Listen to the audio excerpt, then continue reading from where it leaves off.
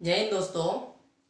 Class 10 physics lesson 4 part 4 पढ़ेंगे। विद्युत धारा इलेक्ट्रिक है ना, इलेक्ट्रिक करंट।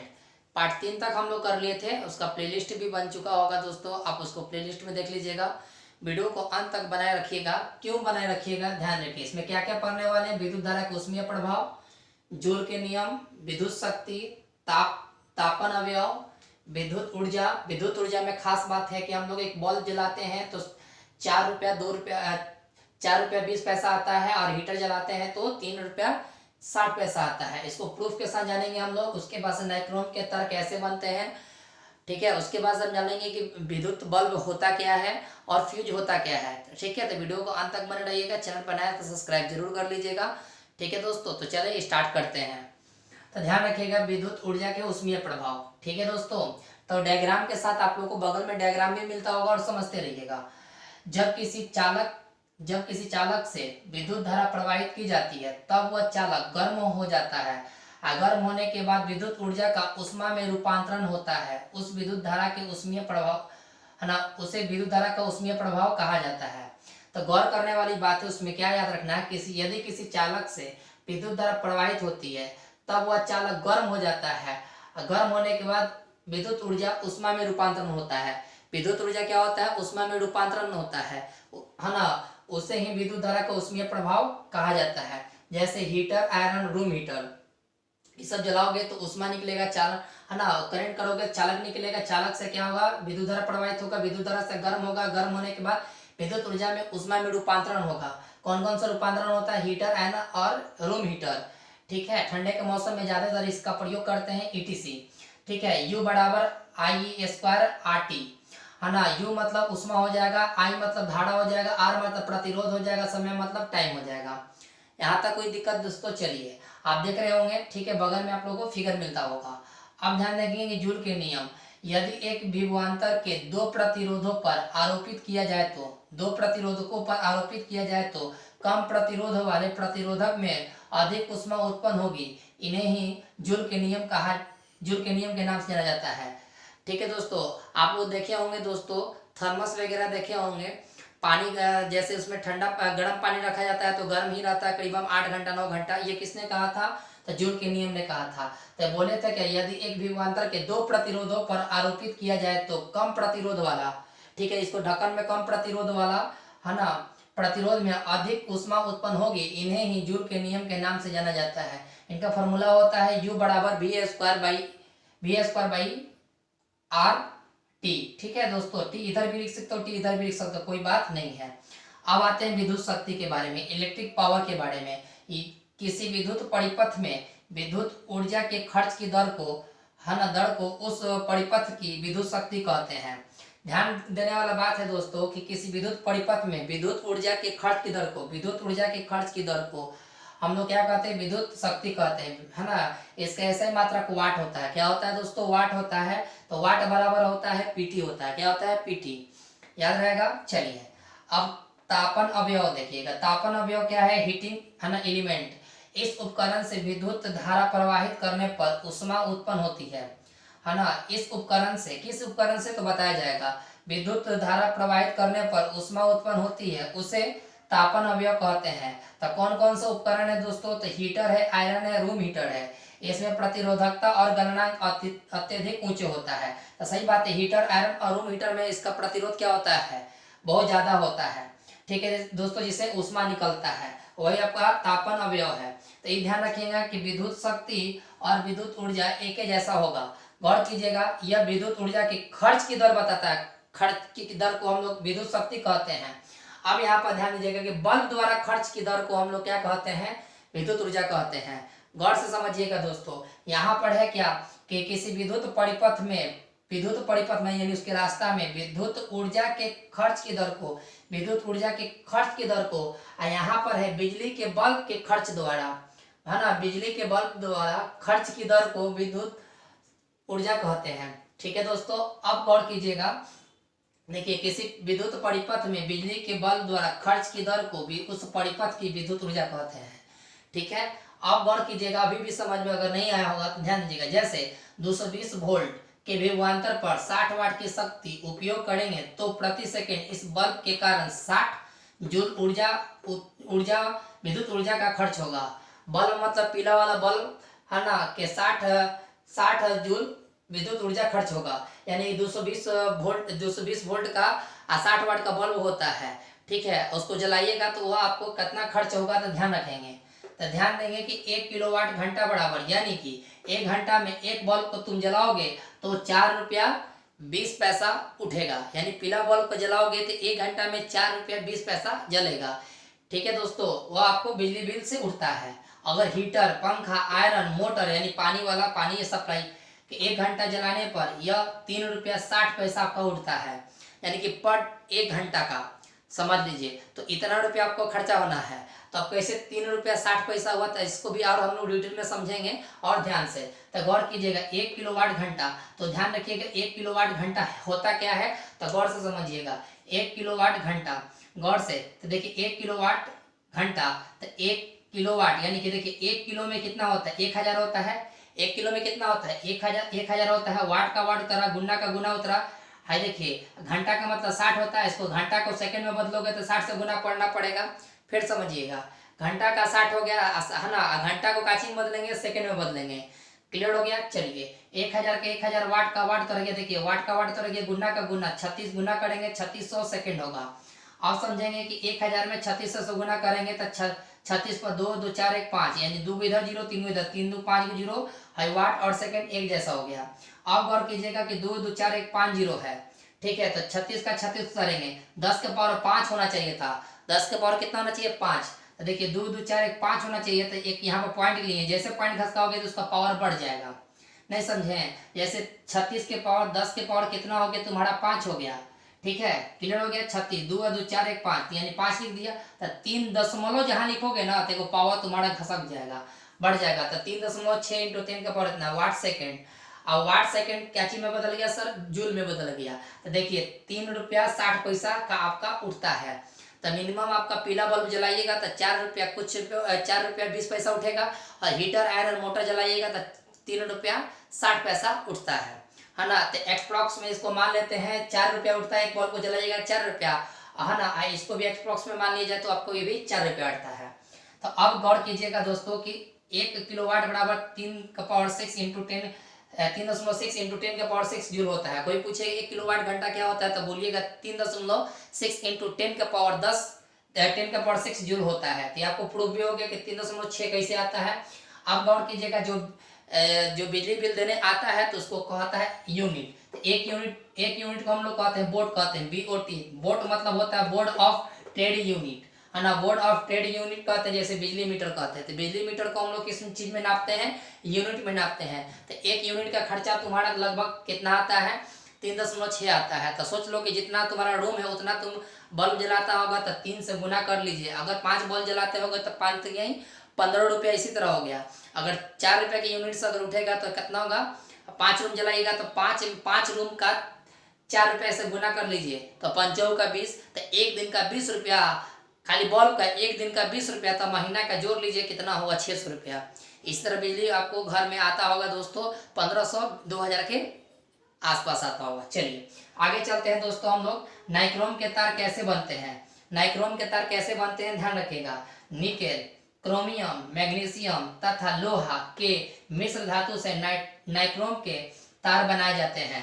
यानी निकेल, क्रोमियम, मैग्नीशियम और लोहा के मिश्र धातु से नाइक्रोम के तार बनाए जाते हैं। इसमें प्रतिरोधकता और गलनांक अत्यधिक ऊंचे होता है। ठीक है, इसके परसेंटेज भी लिख दिया। निकेल 60%, क्रोमियम 12%, मैग्नीशियम 2%, लोहा 26%। यह सब आपस में मिल जाते हैं तो नाइक्रोम के तार बनाए जाते हैं। अब नाइक्रोम के तार किस में उपयोग किए जाते हैं, तो ज्यादातर याद रखिएगा जो दोस्तों, ज्यादातर हीटर, है ना, आयरन, हीटर, पंखा, आयरन, मोटर में सब का ज्यादातर उपयोग होता है।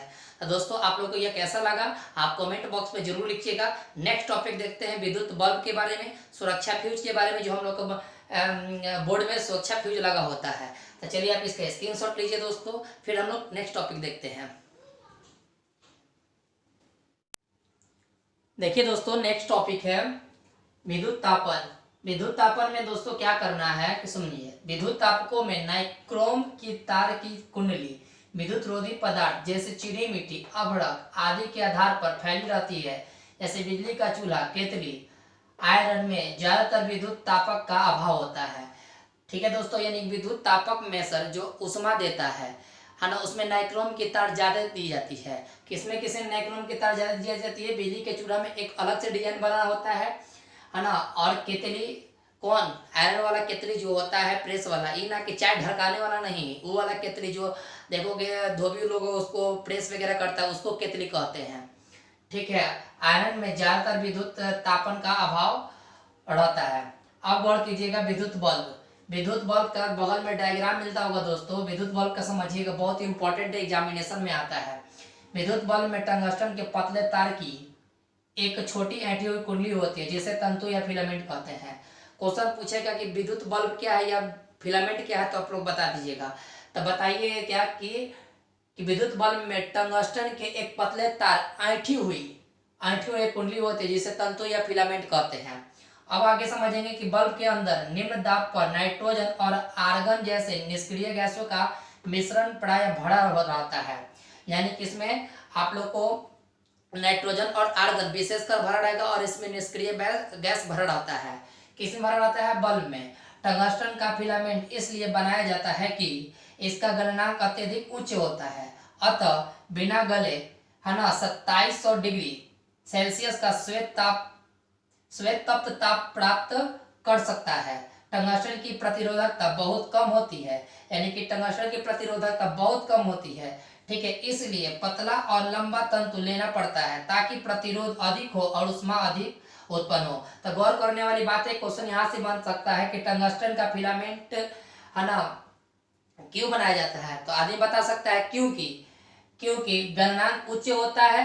2700 डिग्री सेल्सियस पर इसको मतलब कि गर्म किया जा सकता है, व्हाइट रखा जाता है, उसका फिलामेंट व्हाइट होता है। देखिएगा बल्ब का श्वेत व्हाइट होता है। और टंगस्टन का प्रतिरोध बहुत क्या होता है? कम होती है। इसका पतला और लंबा तंतु लेना पड़ता है। क्यों लेना पड़ता है? तो प्रतिरोध अधिक और ऊष्मा अधिक उत्पन्न होता है।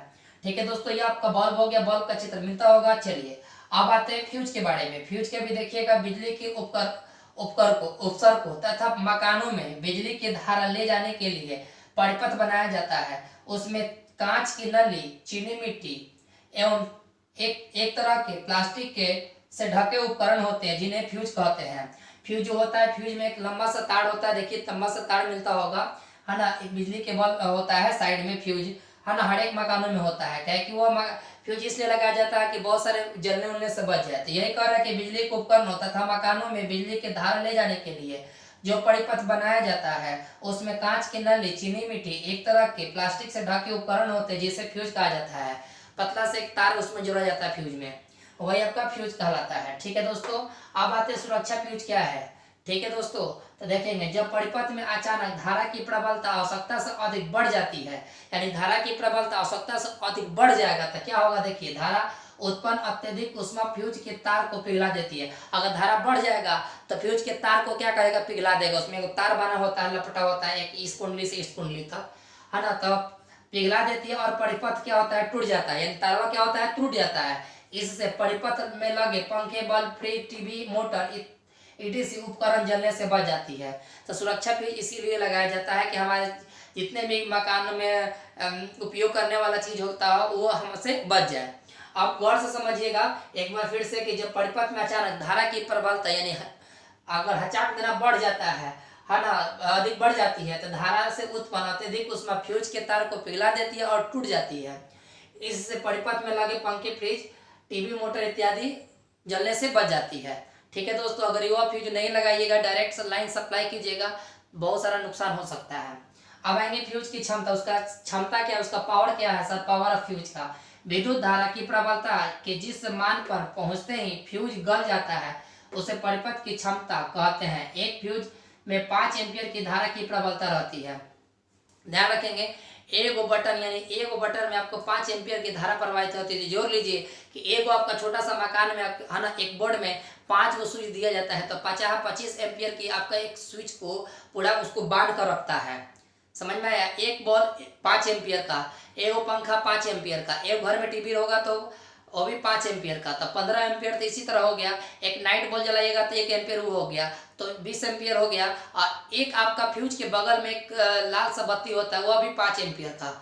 ठीक है दोस्तों, तो ये सब मिलाकर 5 एम्पियर की धारा की प्रबलता। अगर देखिएगा कि फ्यूज टूट गया, उसमें तार टूट जाता है, तो समझ लीजिएगा कि धारा बहुत तेज, यानी कि करंट बहुत इतना स्पीड से आ रहा है, क्या बताया जाए। तो बार बार टूटने की वजह क्या है कि कुछ ना कुछ उसमें तार छूटा होगा। तो गौर करने वाला बात है कि विद्युत धारा की प्रबलता जिस मान पर पहुंचते हैं फ्यूज के तार गल जाता है, तो फ्यूज की क्षमता कहते हैं। एक फ्यूज में 5 एम्पियर की धारा की प्रबलता रहती है। चलिए अब आते हैं कि देखिए सबसे इम्पोर्टेंट है ना क्या होता है, विद्युत संचरण के लिए प्राय कॉपर तथा एल्युमिनियम के तारों का उपयोग क्यों किया जाता है। याद है आप लोग छोटे छोटे अगर होंगे तो देखे होंगे कि पहले टोकन फंसाया जाता है, तो टोकन फंसाया जाता है कि अच्छा सप्लाई यानी अच्छा लाइन का देगा, तो उसमें क्या चीज का, कॉपर या एल्युमिनियम का हम लोग फेज उसको बनाते थे। पहले तार में अड़ते थे, एल्युमिनियम अड़ते थे और उसको जाकर टोकन में इस तरह फंसाते थे। चाहे एल्युमिनियम नहीं होता था, कॉपर नहीं होता था, तो एल्युमिनियम को इसको क्या करते थे, टोकन क्या, उससे अधिक अच्छा से है ना धारा की प्रबलता अच्छा से मिले, करंट अच्छा से मिले, है ना। और उसमें काई वगैरह लग जाता था तो उतार को उसको फिर उसको छील इस तरह वाइट करते थे। याद है आप लोग को? याद तो होना ही चाहिए। तो कह रहा कॉपर तथा एल्युमिनियम के तारों का उपयोग क्यों किया जाता है, टोकन फंसाने के लिए, चोरी के लिए। तो चोरी तो बंद हो गया उतना। तो कह रहा कॉपर और एल्युमिनियम के तार में प्रतिरोधकता मिश्र धातु से बने तारों की अपेक्षा काफी कम होती है। साथ ही इसके अनुप्रस्थ काट का क्षेत्रफल क्रोमियम और टंगस्टन के तार की तुलना में काफी अधिक होती है ना। इसमें मुक्त रूप से है ना गमन करने वाले इलेक्ट्रॉनों की संख्या अधिक होती है। देखिए इलेक्ट्रॉनों की संख्या अधिक होती है, इसीलिए आप लोग को कॉपर और एल्युमिनियम का प्रयोग किया जाता है। फिर से एक बार देख लीजिए, कॉपर और एल्युमिनियम के तार में प्रतिरोधकता मिश्र धातुओं से बने तारों की अपेक्षा काफी कम होती है। साथ ही इनके अनुप्रस्थ काट का क्षेत्रफल क्रोमियम और टंगस्टन के तार की तुलना में काफी अधिक है। इसमें मुक्त रूप से गमन करने वाले इलेक्ट्रॉनों की संख्या अधिक होती है। अब हर एक पॉल पर सर एक डिब्बा दे दिया जाता है, तो इसी डिब्बा में सर कांची का प्रयोग किया जाता है, क्रोमियम का प्रयोग किया जाता है। जो नट उट होता है उसमें क्रोमियम का नट होता है, बनाया जाता है कि उसी से आपको तार उसमें कर दिया जाता है कि करंट अच्छा से मिले। इसलिए देखते हो कि अब है ना लाइट थोड़ा सा बेसी कम नहीं होता है, एकदम एक जैसा ही लाइन रहता है, एक ही ताव पर। आगे आते हैं प्रतिवर्ती प्रतिरोध। स्रोत की वोल्टा में बिना परिवर्तन किए परिपथ की धारा को नियंत्रित करने के लिए उपयोग किए जाने वाले अवयव को प्रतिवर्ती प्रतिरोध कहते हैं। फिर समझेंगे, स्रोत की वोल्टा में बिना परिवर्तन किए परिपथ की धारा को नियंत्रित करने के लिए उपयोग किए जाने वाले अवयव को प्रतिवर्ती प्रतिरोध कहते हैं। यानी कि अब एक ही जैसा दम लाइन देना, ना कम होना ना बेसी होना, वही आपका क्या है, प्रतिवर्ती प्रतिरोध है। ठीक है दोस्तों, तो आप लोग का यह चैप्टर कैसा लगा, टॉपिक वगैरह समाप्त हो गया टोटल, यह आप लोग का लास्ट टॉपिक था। टॉपिक पूरा समाप्त हो गया, अब रह गया क्वेश्चन आंसर। तो दोस्तों यह क्वेश्चन आंसर नेक्स्ट वीडियो में आप लोग को मिल जाएगा। और अब एक कमेंट बॉक्स में जरूर लिख के बताइएगा कि आपको यह चैप्टर कैसा लगा। इस कमेंट बॉक्स का आपका इंतजार रहेगा। और दोस्तों वीडियो को शेयर करते रहेंगे, ठीक है दोस्तों, और इसी तरह साथ बनाए रखें दोस्तों। ठीक है, तो आप इसका स्क्रीनशॉट लें, वीडियो को शेयर करना ना भूलिएगा। नेक्स्ट वीडियो में आप लोग को क्वेश्चन आंसर मिल जाएगा। तब तक के लिए जय हिंद दोस्तों, स्क्रीनशॉट लेना ना भूलें।